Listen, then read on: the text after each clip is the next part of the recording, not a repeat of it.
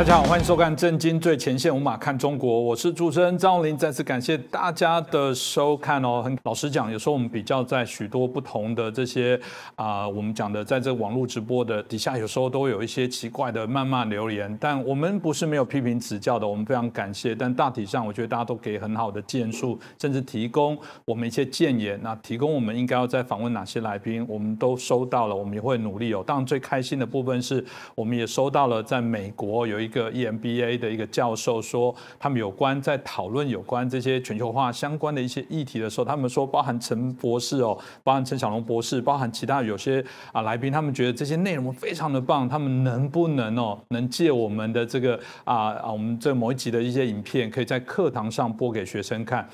深感荣幸哦，我们当然非常乐意，因为我们也把自己自诩成我们所制作这些节目像公共财一样，我们希望给更多的朋友来了解哦，所以这是我们很期待继续努力哦。但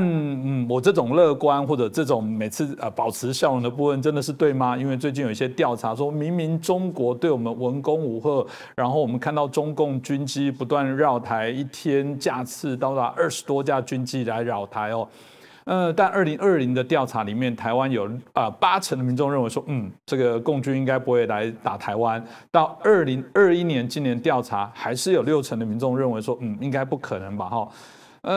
这很有趣。有人说这是不是台湾人太过度乐观哦？闽南语哦，台湾这个闽南语有一句话叫七月半唔知西哇。什么叫7月半的鸭子不知死活？因为大家知道7月就是中元普渡，等于说你已经准备要祭人家五丈庙了，你还不知道大难临头。真的是这样吗？我想我们值得好好来探讨。那今天我们开心邀请到我们中国经济学者，也是旅美的学者，我们陈小龙博士。陈老师你好。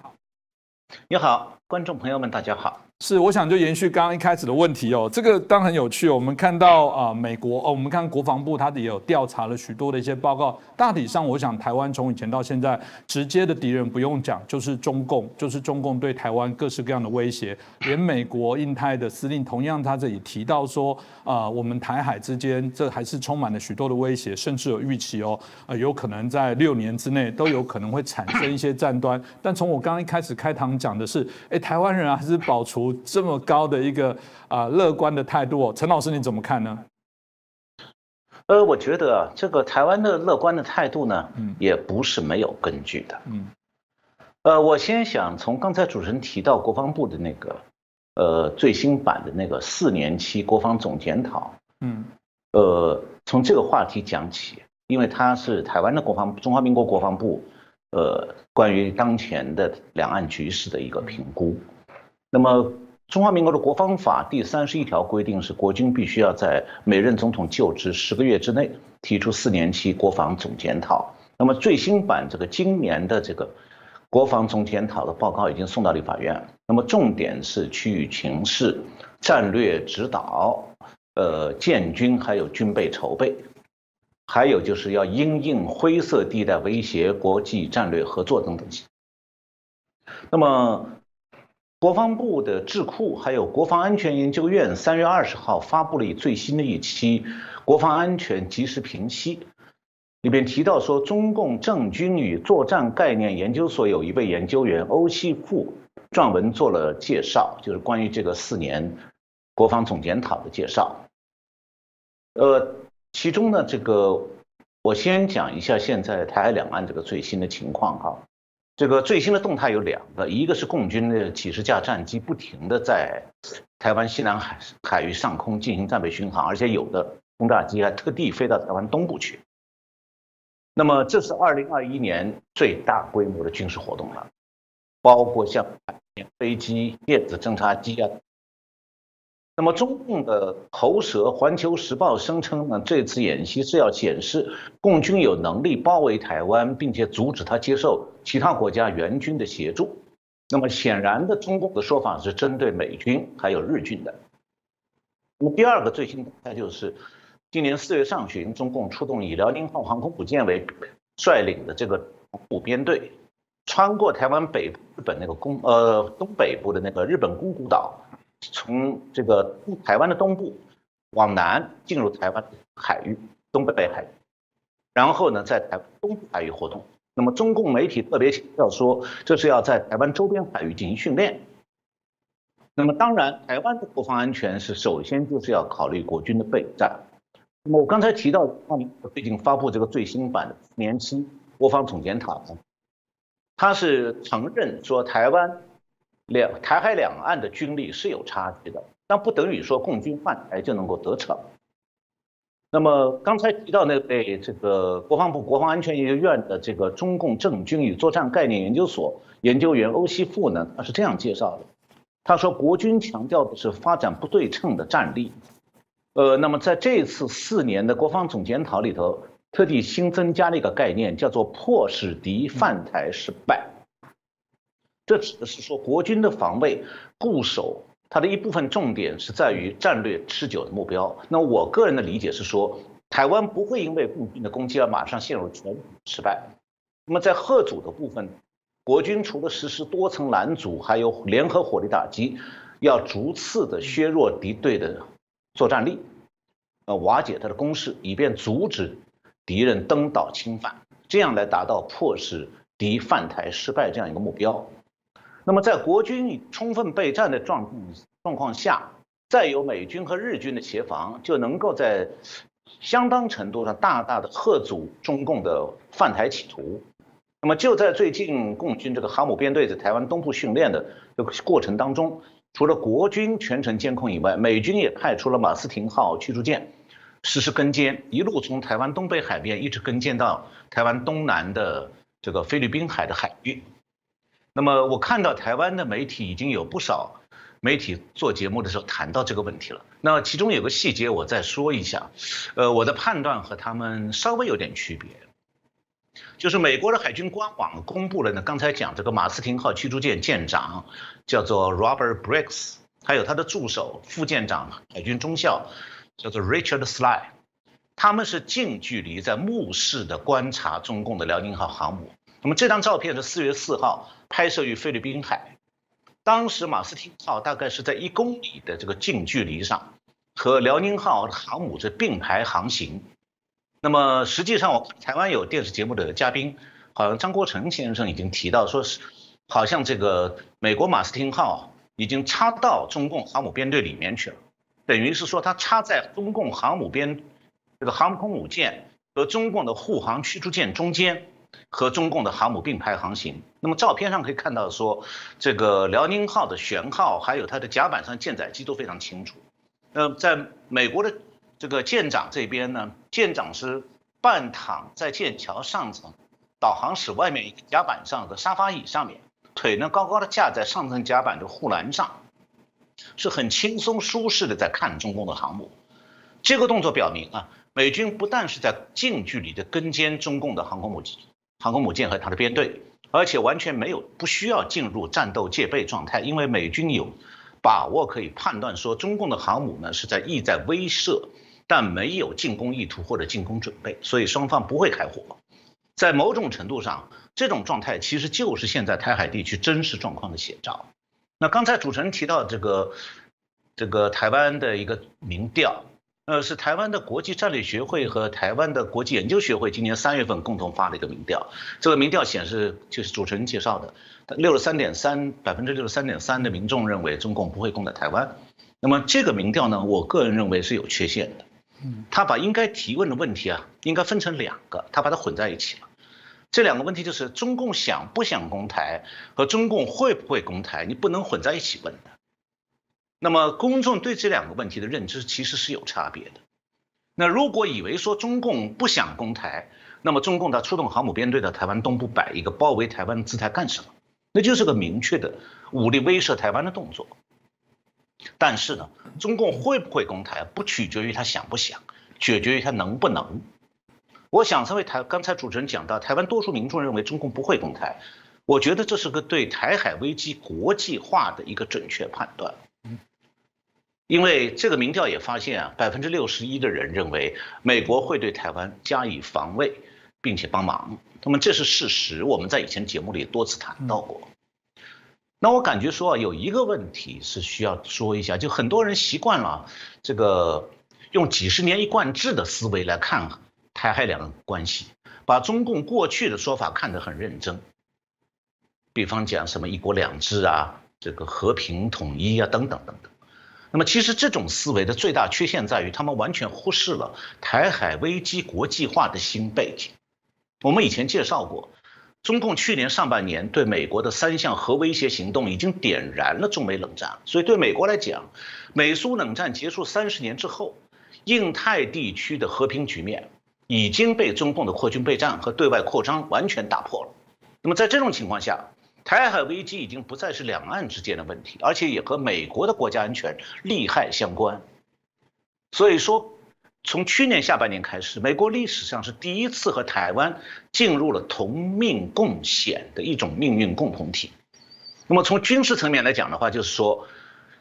中共如果一旦控制台湾，美军就没有办法有效的在防卫第一岛链，就只能退守第2、第3岛链。这样的话就没有办法遏制中共向东利用核潜艇去威胁美国的这种战略企图，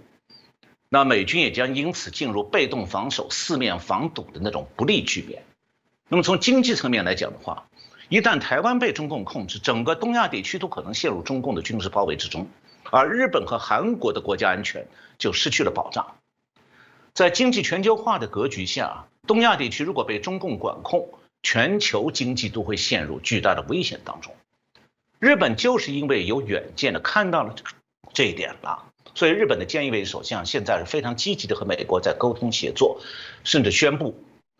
他要改变不得罪中国的这种长期国策来协防台湾，因为一旦台湾要是被攻克，日本就陷入了严重困境，它的未来就成疑问了。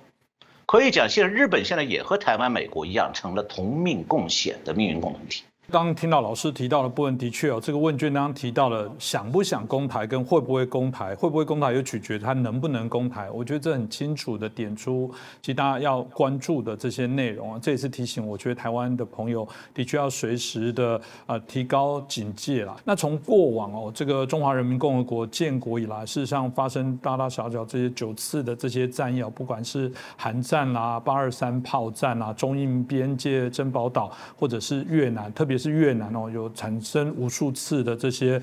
纷争那大家会很奇怪，越南过往他们称是好同志、好兄弟，感觉是应该是亲密共同价值的战友，但反而这个我们刚刚提到的中国跟这个越南产生的这些战役不算少，这个当然让大家很好奇这中间到底怎么回事？老师可不可以谈到？当然过去发生这些战役很多都在毛泽东的时代，老师你怎么看待这个过往中共对外挑起的、发起的这些相关战争的一些状况呢？我觉得主持人你提了一个非常好的问题，就中共它是不是一个爱好和平的政权，像他嘴上讲的那样，实际上不是。相反，他实际上一直想用武力来实现他国际野心的。这种国际野心不只是对付台湾，因为他认为说台湾是他的内政，不是国际目标。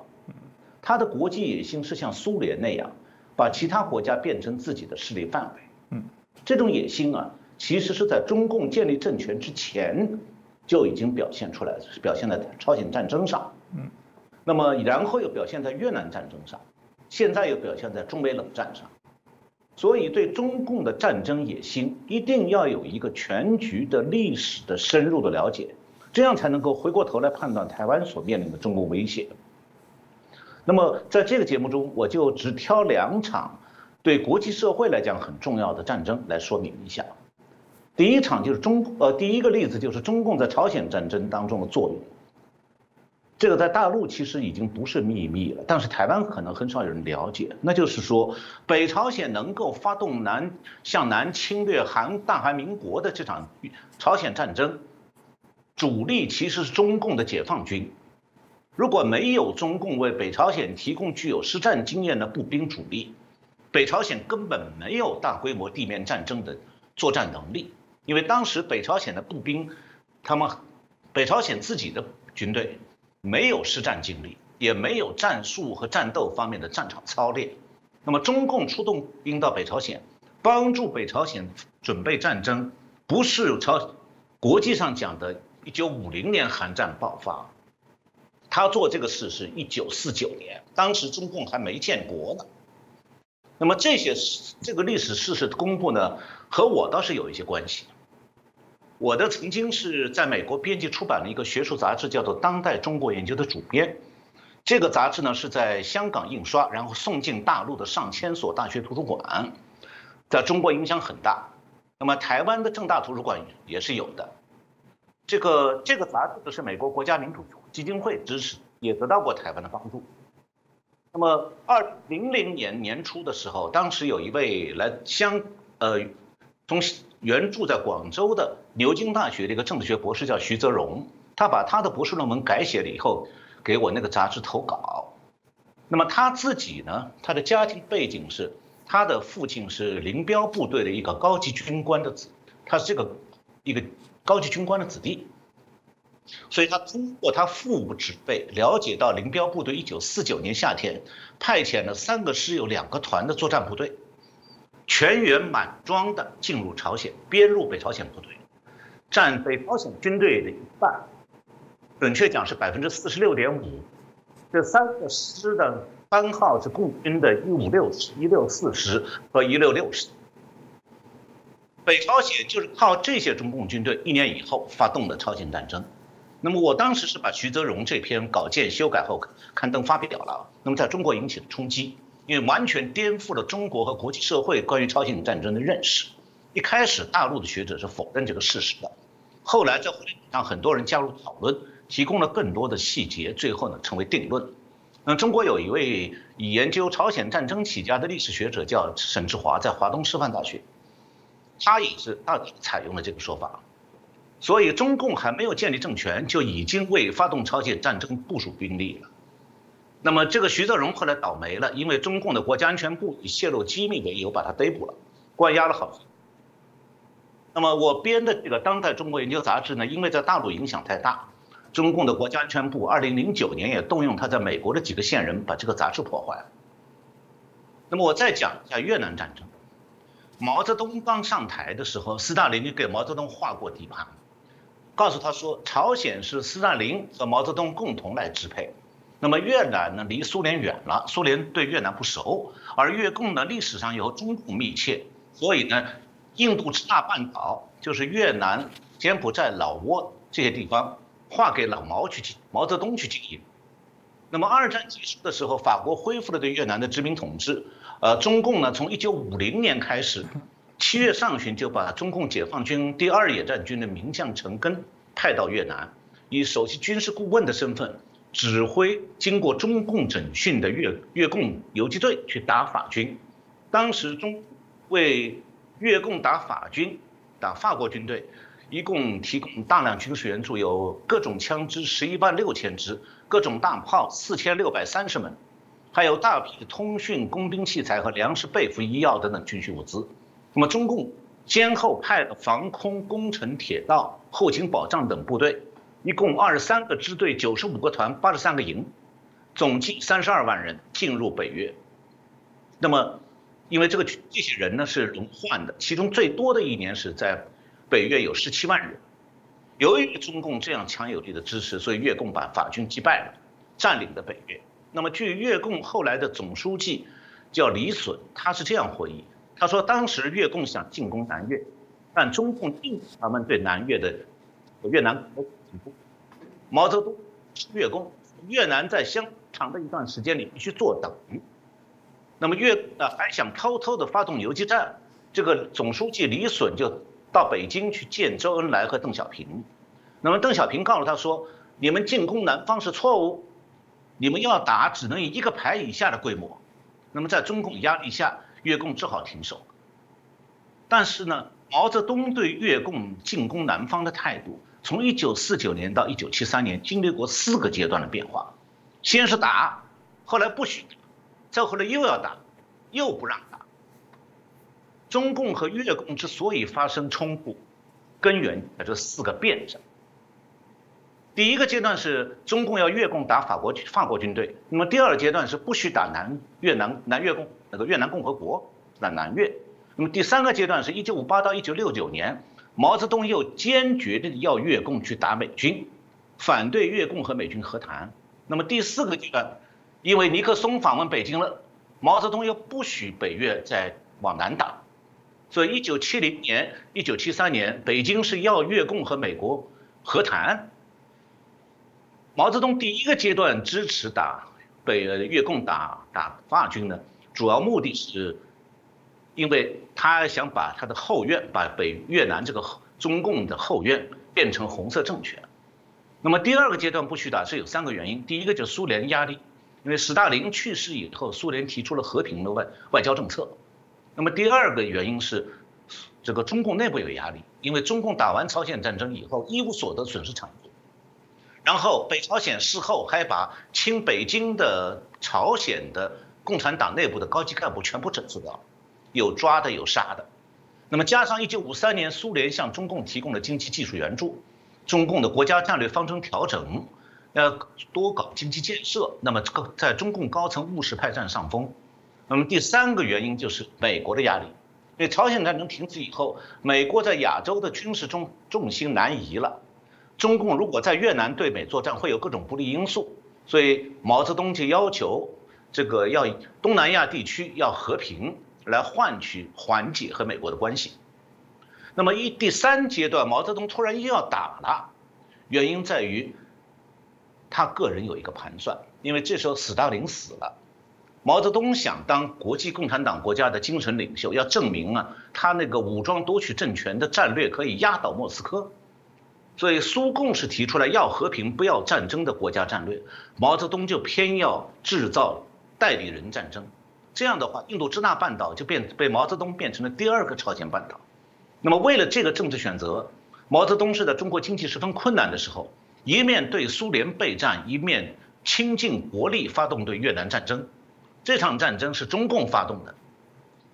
不是越共自己的能力能做到的。没有中共提供军火，还有巨额的援助，越南战争根本就没有办法持续下去。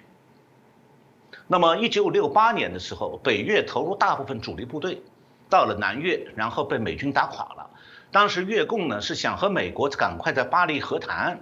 当时这个越共的总书记李隼是这样回忆的，他说中共施加压力讲，你们不能坐下来和美国谈判，你们必须把美国部队迁到越南北部来和他们作战。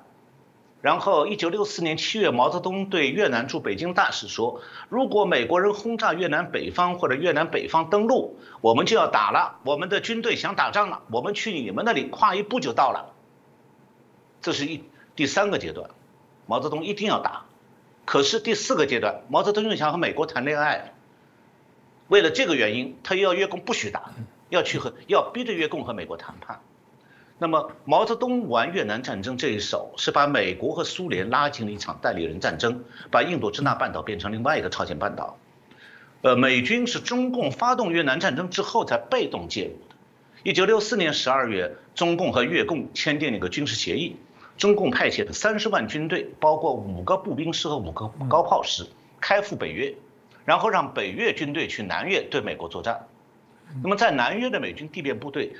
作战部队最多的时候，1967年达到56万人，如果加上澳大利亚、新西兰、南韩等国家的军队，还有7万人。那么当时美国空军和海军曾经大规模的轰炸北越。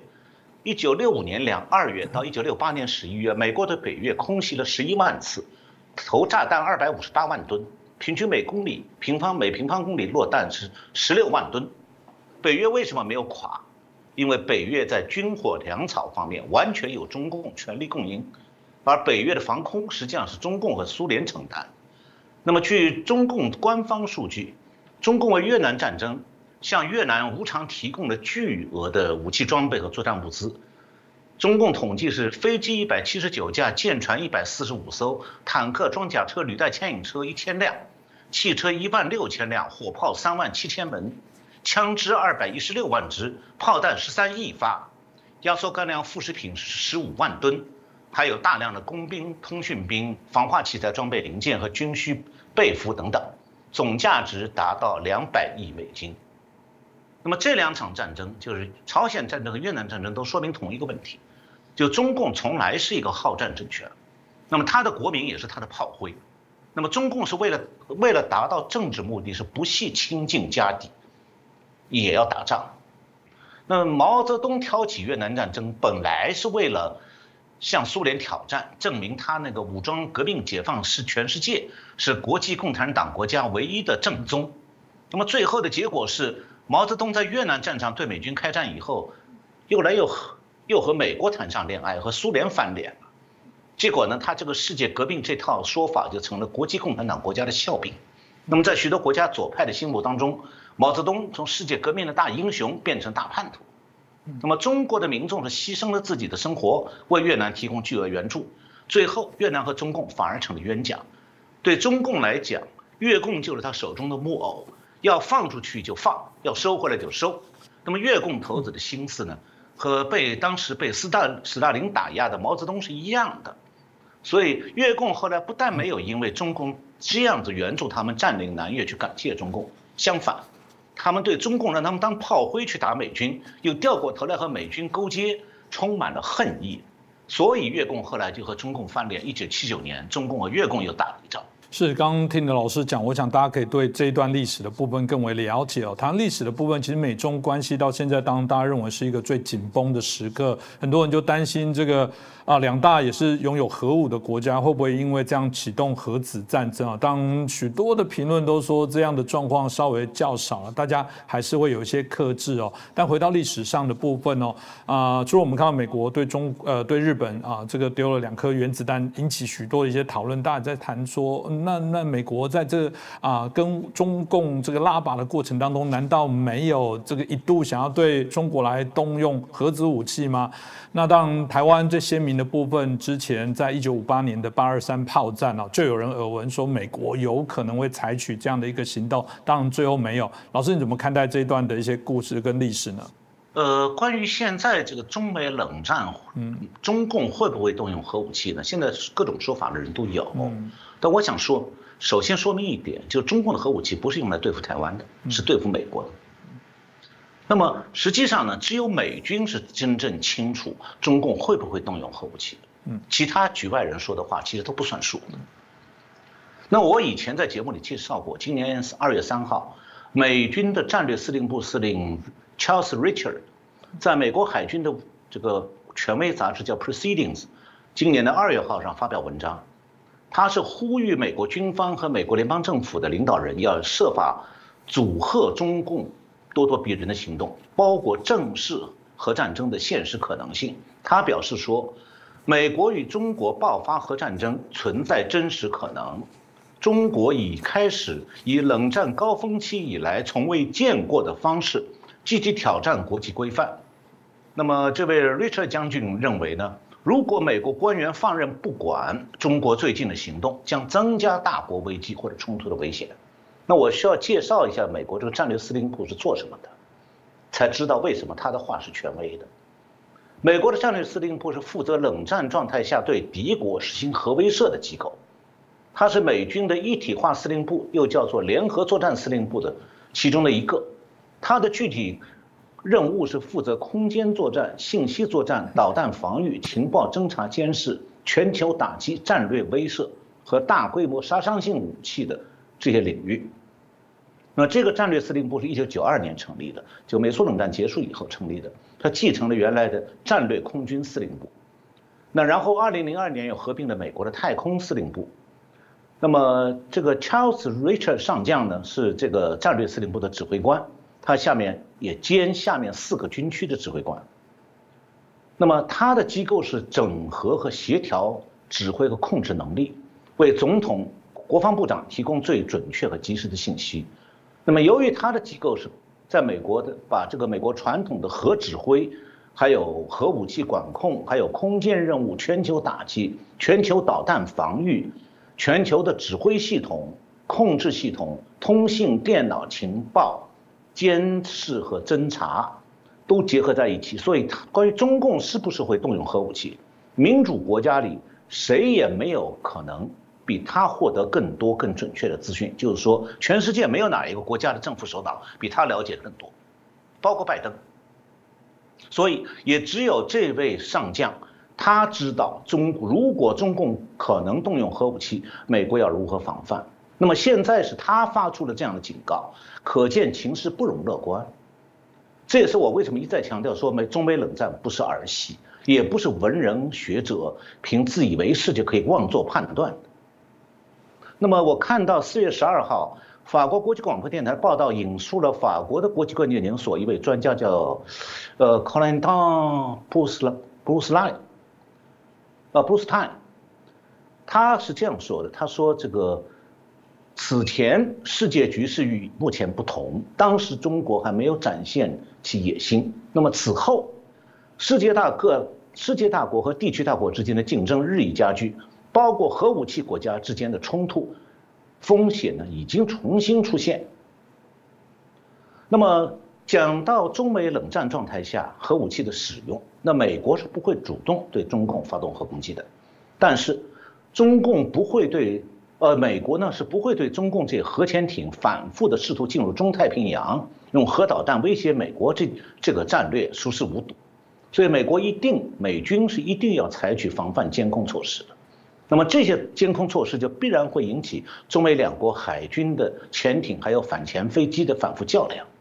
那么最近在台湾西南海域，中共频繁的出动反潜飞机，其中必然有原因，应该是和美军潜艇的活动有关。我再举一个例子，今年3月5号，美国在冲绳岛的一架高空侦察机，突然凌晨5点钟起飞，飞到了中共大陆的青岛外海，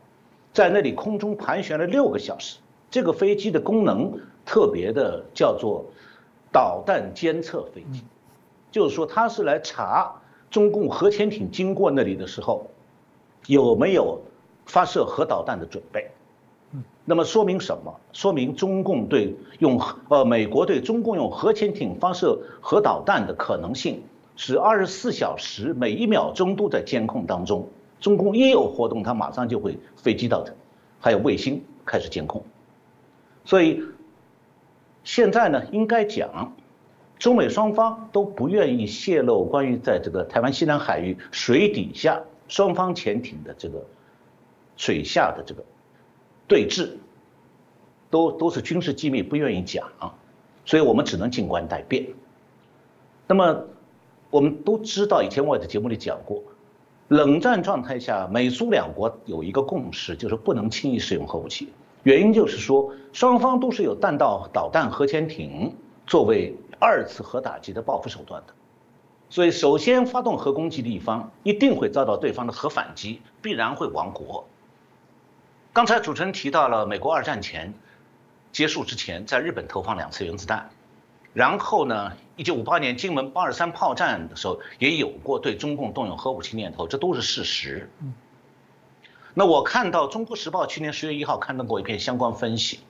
不过这位记者谈这些事情的时候，他忽视了一个关键因素，就是弹道导弹潜艇是改变了核大国的核武器战略了，就是说改变的结果是核导弹只能用于威慑，不能用于实践。那么弹道导弹核潜艇的出现是1959年底，也就是说是在金门823炮战发生之后1年多的事情。那么1958年的时候，核大国的核武器战略和1959年底之后是完全两样。所以1958年美军考虑的中共使用核武器情景与弹道导弹潜艇出现以后的状况完全不同了。世界上最早的弹道导弹潜艇分别是苏联和美国的，苏联海军是59年12月29号启用弹道导弹潜艇，美军是1959年12月30号启用弹道导弹潜艇，双方只差1天。那苏联的弹道导弹潜艇是属于常规动力潜艇，只能发射3枚导弹。那美国那个时候的弹道导弹潜艇是核动力的，可以在水下同时发射16枚弹道导弹。那么现在，地球上已经有6个国家，美国、俄国、英国、法国、中国和印度这6个国家都有弹道导弹核潜艇。那美国现在既然警告说美国与中国爆发核战争存在真实可能，说明中共的核潜艇活动已经让美军感到，那不是在做常规的演习，而是有备战甚至作战演练，也就是在为动用核潜艇发射核导弹做准备。这种活动呢，肯定是属于核威胁性。当然了，中共不会报道，美军也不会报道。不过没有报道不等于平安无事，否则美军战略司令部司令这样一个核大战指挥员是不会轻而易举信口开河的。那么既然他开口说了，就意味着美国军方是掌握了确切的情报，并做出了这样的判断。而且他这个判断在美军军方高层是有共识的。如果美国军方高层对这个问题有分歧的话，这个司令就不能够把这个判断写在文章里公开发表。那么这篇文章本身也是对中共军方的一个严厉警告，是个最严厉的警告。那么回到刚才主持人讲的，美国在金门823炮战1958年的时候，这个曾经3次考虑过对中共使用核武器，因为那时候中共只能挨打，他没有还手之力。刚才呢提到那个《中国时报》去年10月1号那篇报道呢，介绍过美国的这个3次考虑的中共使用核武器的细节。那么我下面介绍呢，前2次的情形就是根据《中国时报》的报道来讲的。那么第3次是我搜集的资讯。那么实际上呢，第1次是朝鲜战争期间，当时美国国会提议对北韩部队和靠近北韩的中国东北发动核武攻击，以快速结束韩战。这个建议呢，当时是美军的司令麦克阿瑟将军是支持的。而且他还专门列出了北韩和中国东北地区的一系列攻击目标，要求要用34枚原子弹。那么当时美国总统杜鲁门甚至对媒体说了，说美国远东指挥官就是指麦克阿瑟将军有权决定使用这批原子弹。那么1951年3月，美军的 B-29轰炸机带着原子弹进驻关岛，就同时美军飞机也开始对中国东北的目标城市开始侦察。不过这个时候苏军加强了远东地区的空军部署，那么同时英国、法国等欧洲国家也担心苏联会对欧洲报复攻击，所以最后杜鲁门认为对中共使用原子弹风险太大，就把原子弹撤回美国了。这是1951年的事情。但第2次又想到要用，这是和台湾和国军有关，就是1954年，当时住在浙江沿海几个小岛上，就是一江山岛、大陈岛的这个国军面临共军的威胁，被迫撤退。那么当时美国国务卿杜勒斯表示，如果共军要进一步夺取金门、马祖，美国会考虑使用原子弹。那么当时美国也派了 B-36轰炸机携带原子弹到关岛，但是此后几年内台海两岸没有大的战事，所以这批原子弹最后呢又撤回美国了。那么第3次呢是1958年金门炮战开打以后，那么当时美国判断情况很紧急，8月29号，58年8月29号，就金门炮战开打6天以后，艾森豪威尔总统召集会议，讨论参谋长联席会议提出来的应对危机的行动计划。那么会议确定了3点，第1点是，只要中共不企图攻击任何主要的岛屿，美国只在国际海域护航。第2点，如果中共发动大规模攻击，美军很可能需要给国军直接支援，包括攻击共军的沿海空军基地。第3，如果中共进攻台湾或者澎湖列岛，美军将扩大行动范围，并由总统决定是否使用核武器。那么当时9月2号，美国军方向美国国务卿做了说明，具体内容是在未来危机升级的情况下，美国怎么样使用核武器，使用哪一种核弹头。当时美军也在关岛部署了5架载有原子弹的 B-47轰炸机。当时台湾有报纸报道过，说美国正考虑对台湾海峡的军事冲突采取从护航一直到投掷原子弹有5种行动的可能。那么当时是苏联担心台海局势扩大化，所以他的外交部长格罗米科秘密的去北京见了周恩来和毛泽东。那么据格罗米科本人后来回忆，毛泽东当时是这样说的，他说，如果美国进攻中国，甚至使用核武器，中国的策略是诱敌深入，待美军进入华中地区以后，让苏联再用一切手段，包括核武器，对在中国土地上的美军实施打击。这指的是说，用苏联的原子弹把进入中国的美军连同中国人一起炸掉。那么苏共的当时的第一书记叫赫鲁晓夫，他是58年9月7号给美国总统写信，同时在电台上播出来。他说呢，目前美国早已不是原子武器的垄断者，侵犯中国就是侵犯苏联，苏联将尽力维护中苏两国的安全，这是给中共打开的苏联的核保护伞。那么美国呢，为了避免世界核大战，就放弃了核打击中共的计划。那么这3则故事其实已经过时。后来中共和越共在与美国在越南交手，美军伤亡很大，但是甚至诱发了美国国内左派发动的这个反战运动。但当时美国在这种局面下没有考虑对越共或者中共使用核武器，因为战略导弹潜艇出现以后，整个核大国的核武器战略已经完全改变。那么今天仍然如此。但是有一个问题，我觉得需要厘清一下，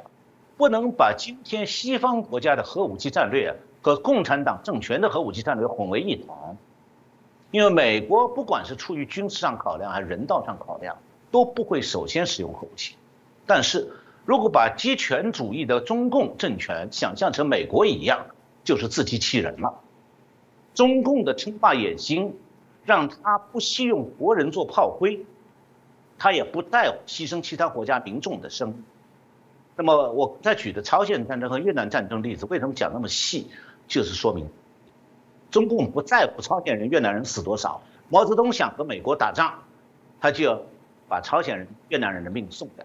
是，刚刚我觉得听老师提到的部分，不只是在军事上他们有一些野心哦，当然我们看到在经济上也是如此哦。在中国国务院2021年1月的时候，他们有发表了一个新时代的中国国际发展合作白皮书哦，这里面当然就透露了中国在所谓的经济外交的一些路线啊、方向、一些准则哦。当我们看到他们以疫谋霸，在这过程当中来宣称他们是这个所谓的全球疫情的救世主啊。他们去结合第三世界，甚至不断的希望在延续他们红色供应链的相对一些影响。大家会觉得说，对啊，不只是刚刚我们陈老师所提到的，在军事上他们也不断的在扩张、在影响。他们在经济上来讲，事实上手段他们的这些策略也从来没有停过。大家会好奇说，为什么让他们这么大的野心？到底他们这种胆子或者是这想法是从何而来？老师你怎么看呢？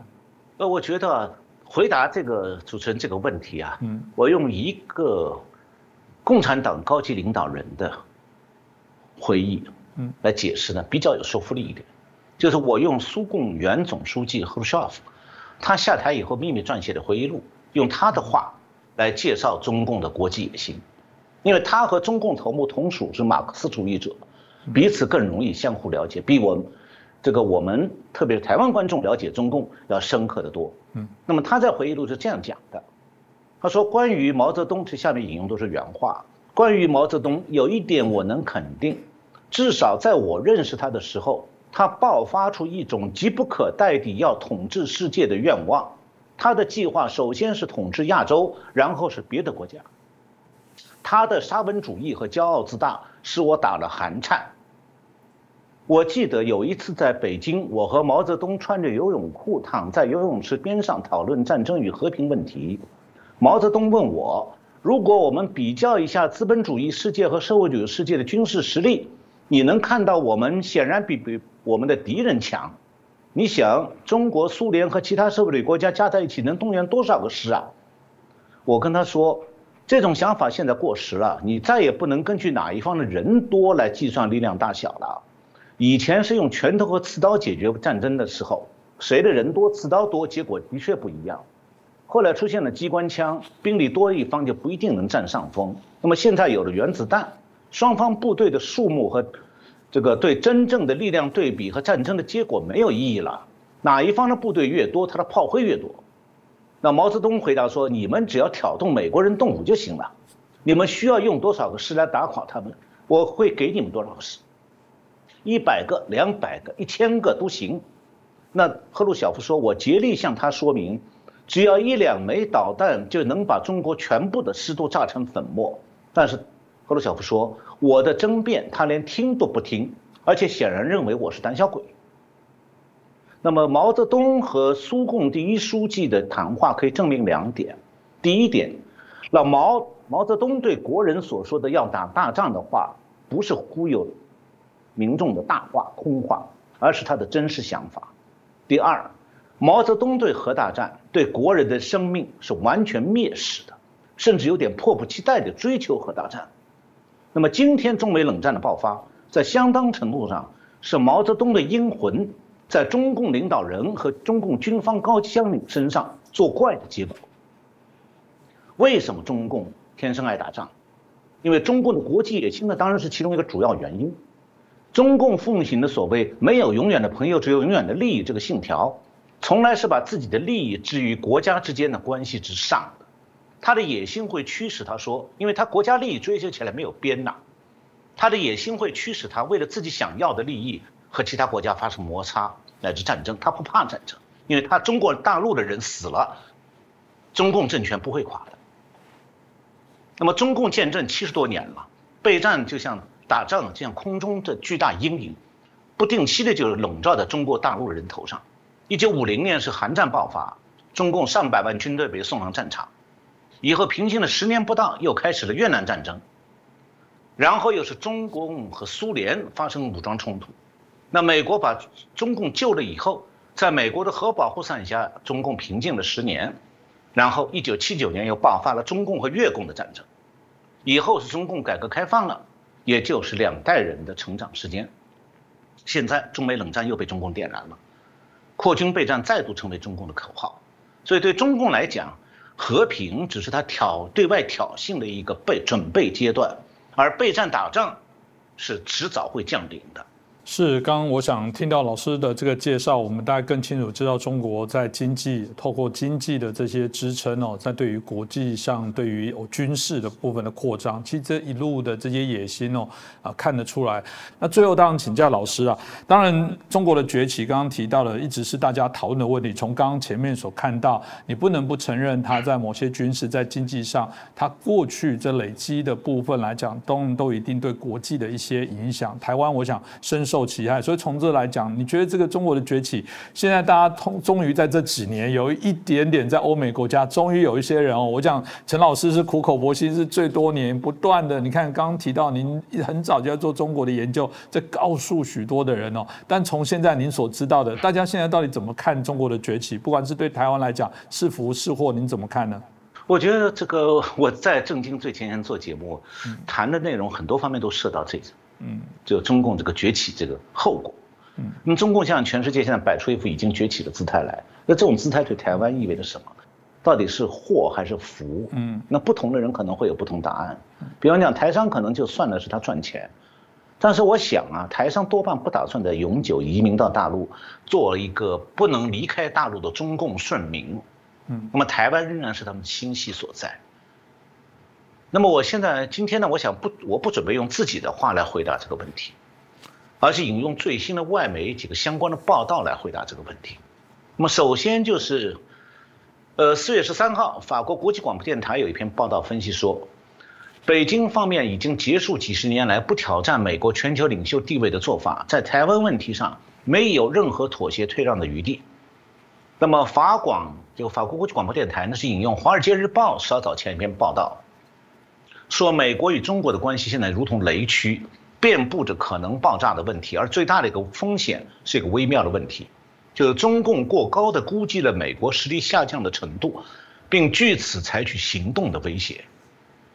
那么中国的一些代表人物和媒体呢，也宣称说，美国和整个西方世界的自由秩序处于长期衰落的早期阶段。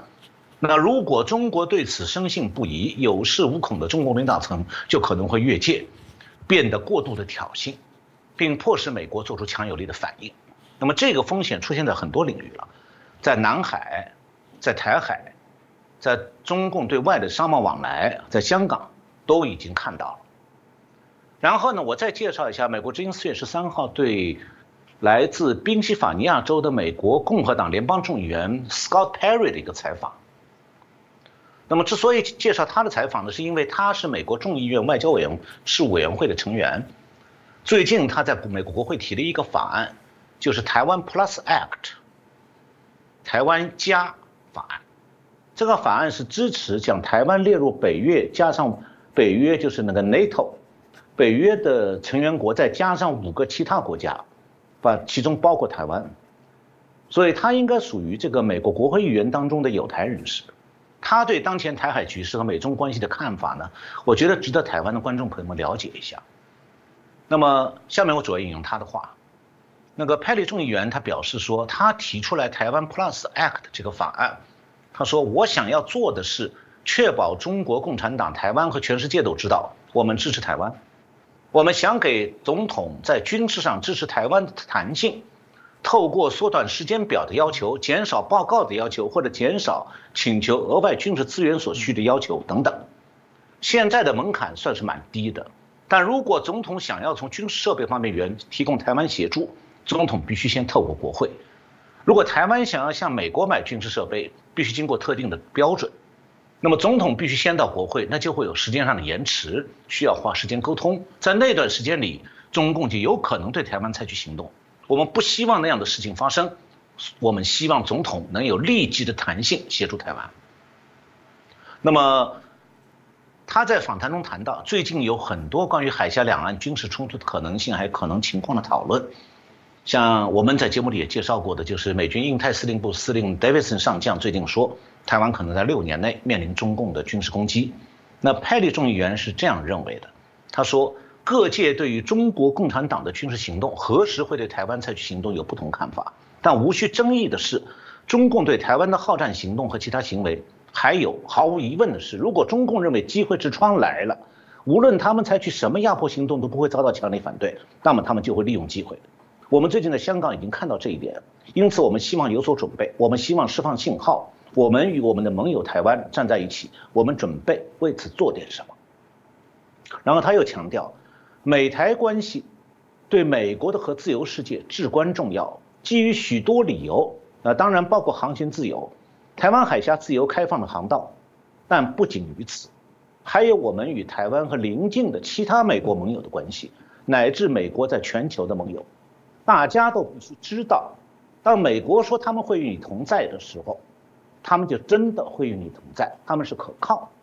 那么记者呢？美国之音的记者当时采访的时候问了一个和台湾有关的问题，记者问的是，有些人担心，如果过度的挑衅中国，最后可能反而伤害台湾。因为中国报复华盛顿和台湾的关系的手段之一就是在台湾身上出气。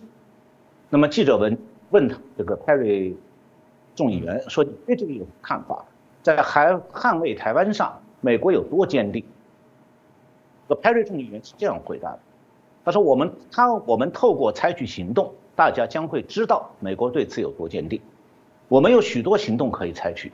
无论是台湾 Plus Act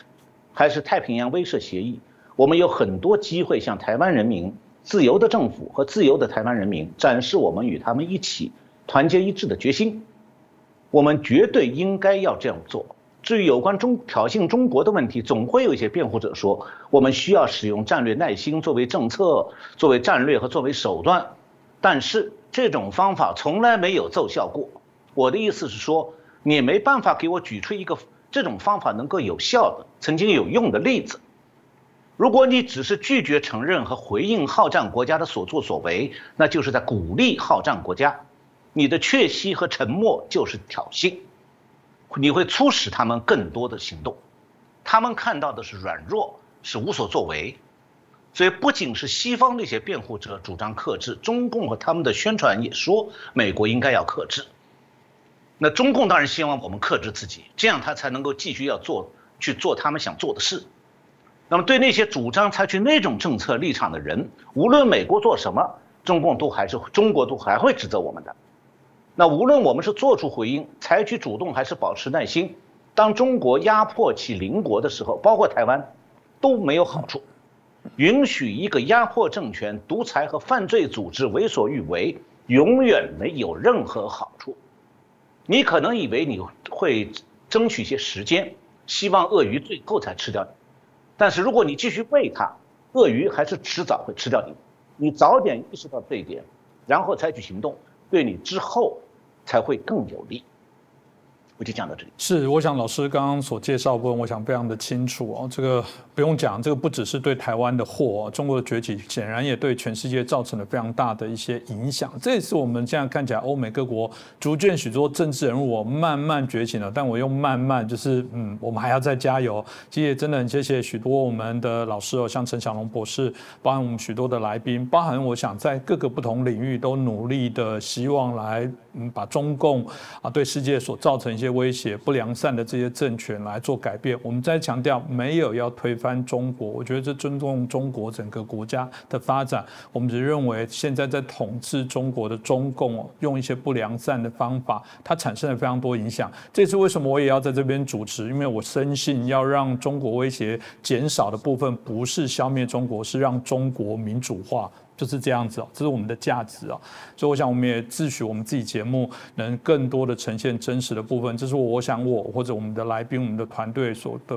努力的期许。当然也谢谢大家继续给我们一些支持，我们会做更好的节目。今天再次感谢我们陈小龙博士哦带来这精辟的分析哦，那也再感谢大家的收看，谢谢老师，谢谢主持人，谢谢各位观众朋友们，